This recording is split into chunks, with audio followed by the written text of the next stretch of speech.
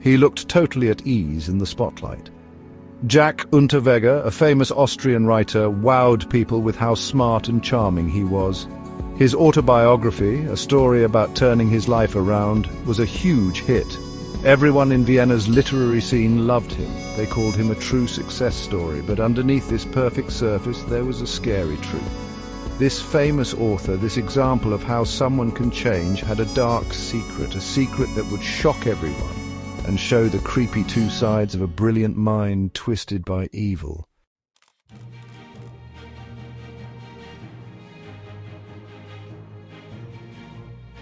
While Unterweger was charming the bookish crowd, a series of murders terrified places all over the world. Women were killed, their bodies left abandoned. The violence was awful, and the way the murders happened was very similar. Who was this monster hiding in plain sight? How could a man who wrote so beautifully about being human cause so much pain? Was his writing talent just a fake, a carefully made mask to hide an evil soul? Or was it something much more complicated, a scary example of how people can be both good and bad?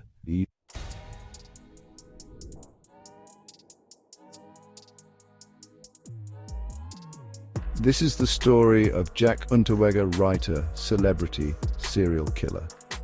We'll dig deep into his twisted mind, following the path that took him from a tough childhood to literary fame and the darkest parts of human evil. We'll look at his crimes, the investigations that went across continents, and the scary realization that a master trickster had fooled everyone. From Vienna to Los Angeles, the trail of bodies showed a terrifying truth. Get ready to enter the maze of a mind filled with darkness, a journey into the heart of a two-faced genius.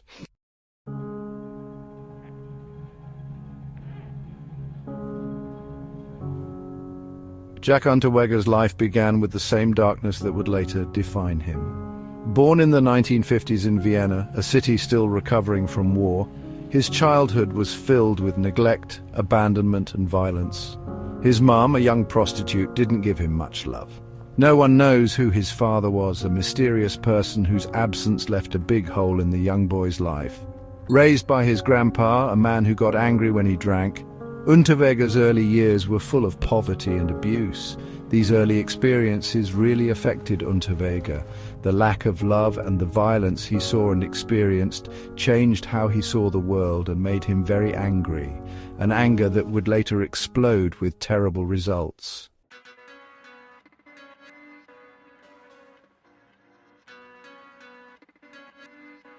Being a teenager didn't make things better for Unterweger, it just made the violence inside him grow.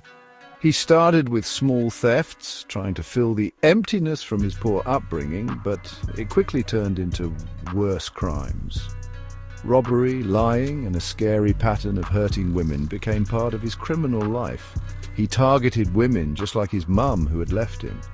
One really scary incident was when he attacked a prostitute, a sign of the horrible things he would do later. At 16, Unterweger forced a 16-year-old girl into prostitution, a terrible example of how much he hated women and how little he cared about others.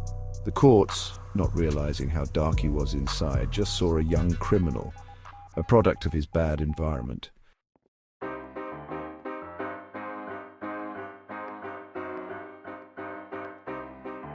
In and out of trouble, Unterweger seemed stuck in a life of crime. His actions, getting more violent and evil, showed a young man losing control. Each arrest, each time in jail, just made him angrier and more hateful toward rules. But even as Unterweger's criminal record got longer, so did his strange interest in the women he hurt. His crimes weren't just random acts of anger, but planned acts of power and control, driven by a twisted sense of entitlement and a growing need to dominate.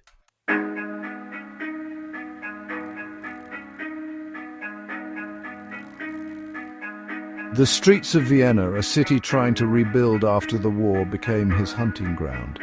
Each crime, each act of violence made him more of a monster.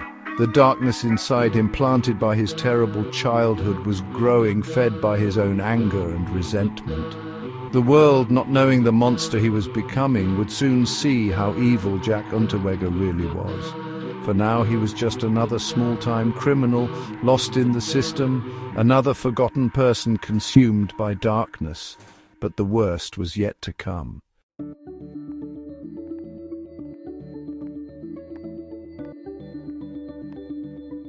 Prison, a place meant to punish, became the place where Unterweger changed.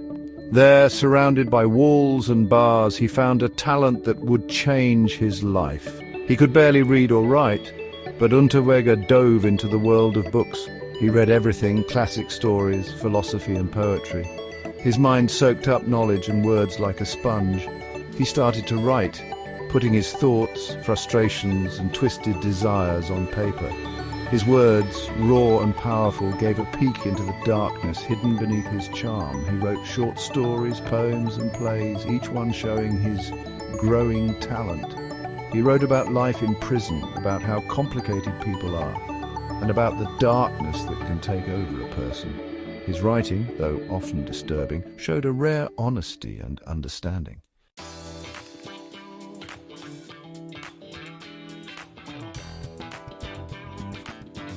In 1984, Unterweger finished his most important book, his autobiography called In English.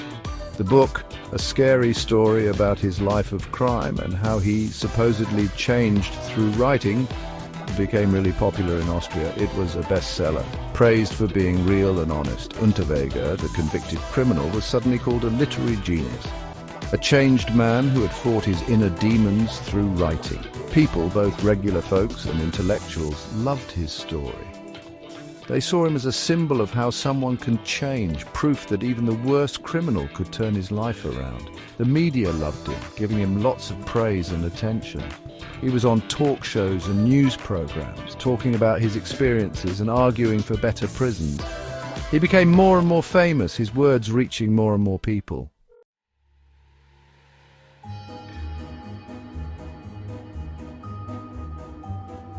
Even with all the praise, a darker side of Unterweger was still there.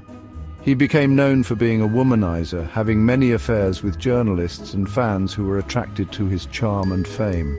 One event, though, hinted at the darkness inside. Unterweger gave a poem to a female journalist. The words seemed romantic and sweet. But if you look closer, the poem revealed a creepy obsession with control and power. The journalist, maybe sensing the darkness, stayed away from Unterweger. But nobody paid much attention to this because everyone was so excited about his writing. The world, blinded by his talent and charm, didn't see the monster hiding in plain sight.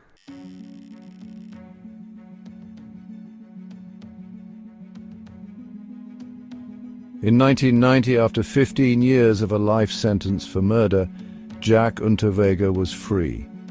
Austria's intellectuals had supported his case, and it became a big deal, showing how art could change a person. Important writers, journalists and politicians signed petitions asking for his release, and these flooded the Ministry of Justice. He had convinced them he was a changed man, his smooth talk hiding the darkness inside. They saw what they wanted to see, a brilliant mind reformed, a lost son returned. They didn't see the monster behind the mask, the predator wanting to be free. His release was a big celebration. He went to literary events, was interviewed on TV and celebrated as a symbol of hope. Newspapers called him a modern-day Dostoevsky, his criminal past erased by his writing.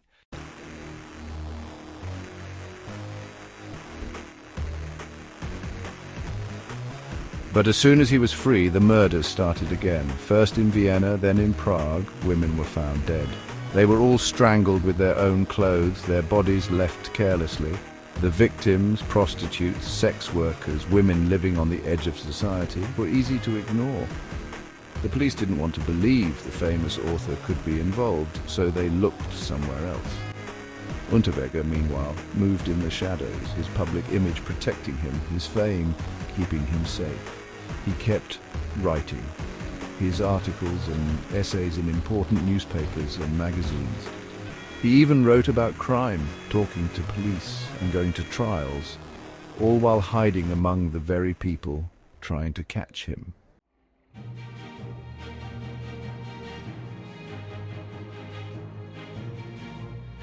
In 1991, Unterweger went to Los Angeles. He liked the city's excitement and glamour, its promise of fame and fortune.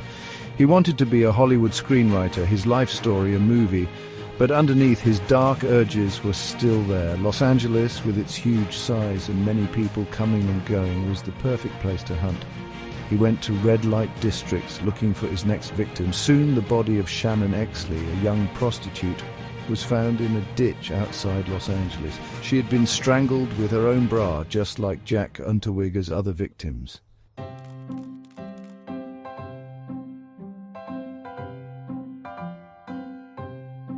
Even as more people were killed, Unterweger kept chasing his Hollywood dreams. He went to parties, met important people in the movie business, and told his story to anyone who would listen. He was living two lives, his charm hiding a terrible reality. The Los Angeles Police Department, LAPD, couldn't figure out the murders. The victims, mostly sex workers, seemed to have no connection. The killer, they realized, was a ghost moving silently through the city. But then someone came forward describing a man who looked like Unterweger with Shannon Exley the night she disappeared. The LAPD, finally realizing they were dealing with an international killer, contacted the police in Austria.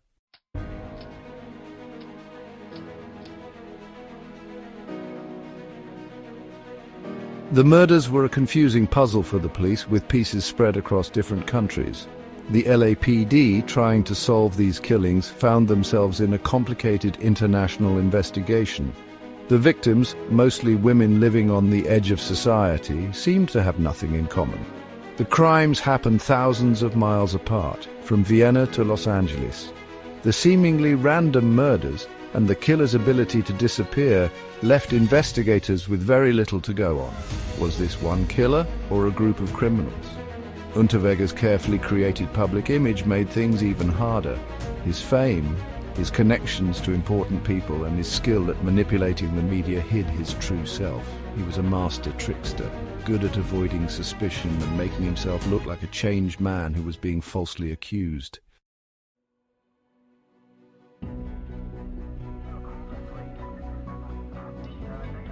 As more people died, the FBI joined the investigation. Expert profilers, led by Special Agent John Douglas, started to build a psychological profile of the killer. They studied the crime scenes, the victims, and Unterweger's writing, looking for clues about his motives and how he operated. The FBI profiler, with years of experience, saw a pattern in the murders. The victims, they noticed, were often vulnerable women, their jobs putting them at risk. Strangling them with their own clothing showed a very personal kind of violence, a need for control and power. The profiler's report described the killer, a narcissist who thought he was very important, who hated women, and who enjoyed causing pain. The profile, while not naming a specific suspect, gave investigators important information about the mind of the monster they were hunting.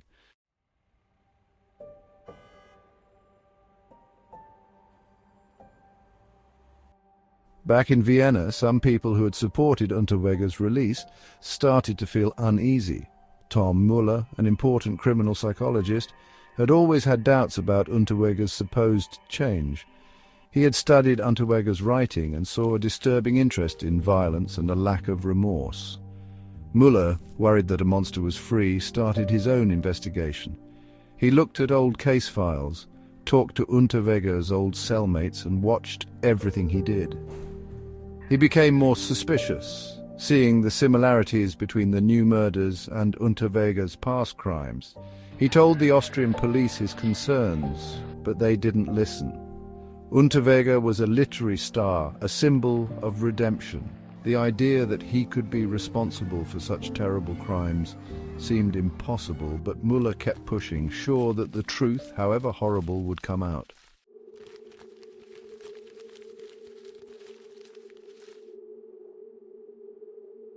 As the evidence against Unterweger grew, it seemed like his capture was only a matter of time. The FBI, working with Austrian authorities, tracked his movements across Europe and the United States. The charming author, once famous for his intelligence and wit, was now a fugitive, his face on wanted posters everywhere. The excitement of his double life was gone, replaced by the ugly truth of his crimes. The literary world, once so impressed with his supposed change, watched in shock as the net closed in. His writing, once celebrated, was now examined for hidden meanings, for clues to the darkness within. On February 27, 1992, the police finally caught Jack Unterweger. Acting on a tip, FBI agents and Miami-Dade police arrested him outside a cheap motel in Miami, Florida. He didn't fight back, his face showing defeat as they took him away. The game was over.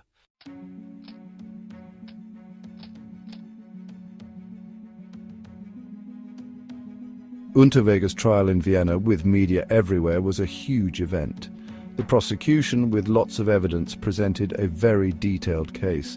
They showed how similar the murders were, connecting Unterweger to the crimes with DNA, eyewitnesses and fibers from his clothes and car found on the victims. They showed him as a clever predator, a master manipulator who used his charm and intelligence to trick his victims and avoid being caught. His writing, once seen as proof of his change, was now used to show the mind of a killer, full of violent fantasies and hatred of women. But Unterweger still insisted he was innocent, claiming he was a victim of the system, a scapegoat. He used the courtroom as his stage, giving long speeches, trying to charm the jury with his charisma. He acted like a misunderstood artist, a victim of his own past.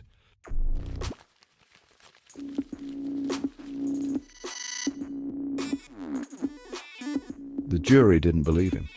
After a long trial where Unterweger's carefully built image fell apart because of the evidence, they made their decision.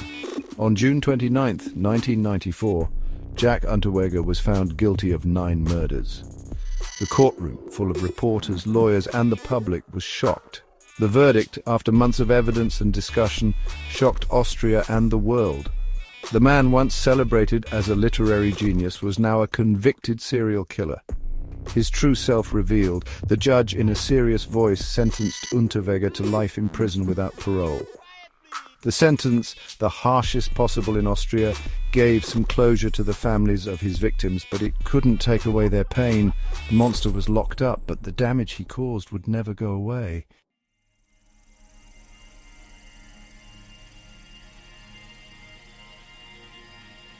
In a final act of manipulation, one that would create a lot of mystery, Jack Unterweger cheated justice. The night he was convicted, just hours after the guilty verdict, he was found dead in his cell. He had hanged himself using shoelaces and a drawstring from his sweatpants, a scary reminder of how he killed his victims. His suicide, a carefully planned final act, robbed the world of a chance to really understand him. It left a void, an unsettling silence. Did he take his secrets to the grave, or did his writings hold the key to his twisted mind? We'll never know. Jack Unterweger, the writer, the celebrity, the serial killer, had played his final role. He left behind a legacy of pain, a scary reminder that monsters can hide behind charm, and that even in death some secrets are never revealed.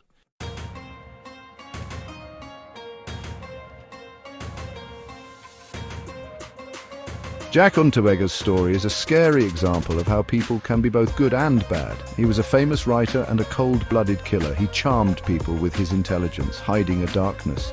His difficult childhood played a part in making him a monster. The lack of love and constant violence twisted him. But Unterweger was also very smart and manipulative. He used words to create a public image that hid his real self. His writing hinted at his darkness, but was part of his fake persona. He was a master manipulator, trapping those who believed he had changed.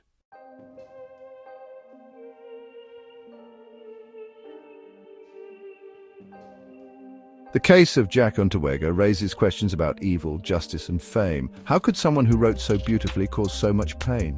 How could society be so completely fooled? Unterweger's ability to trick people is a scary reminder. He controlled what people thought of him. His case shows the justice system can be tricked. It can be manipulated by clever players. The most vulnerable often suffer. Unterweger's story is still relevant today.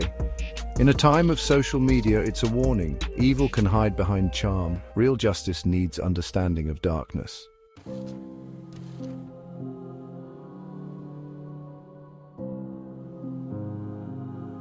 The story of Jack Unterweger shows us that the line between good and evil can be very thin, often blurred by charisma and manipulation.